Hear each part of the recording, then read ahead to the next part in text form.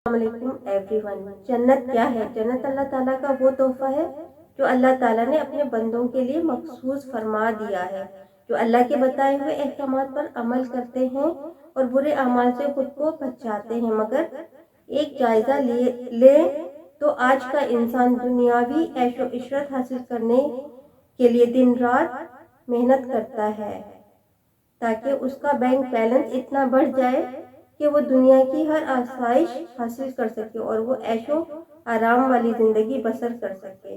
इन सब ख्वाहिशात को पूरा करने के लिए वो दिन रात एक कर देता है। ना खाने का होश होता है ना पीने का, यानी अपना चैन और सुकून सब खो देता है। मगर वो ये नहीं जानता कि ये मेहनत तो सिर्फ फानी ज़िंदगी के लिए है।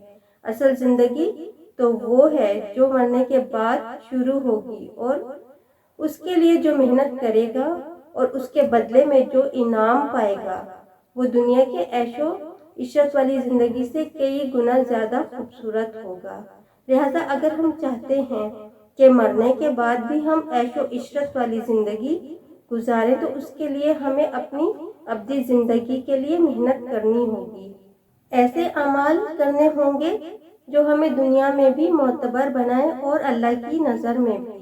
और अल्लाह ऐसे लोगों को पसंद करता है जो उसके इबादत गुजार बंदे होने के साथ साथ अच्छे इखलाक के भी मालिक हों और गरीबों और यतीमों का ख्याल रखते हों। लिहाजा अपनी अब्दी ज़िंदगी को इंजॉय करना चाहते हैं तो नमाज, रोज़ा और तहज्जुद कभी ना छोड़ें, क्योंकि नबी करीम सल्लल्लाहु अलैहि वसल्लम ने फरमाया, जन्नत में ऐसे कमरे होंगे जिनका अंदरूनी मंजर बाहर से और बैरूनी मंजर अंदर से नजर आएगा। एक देहाती ने अर्ज किया, ये किसके लिए होंगे या रसूलल्लाह?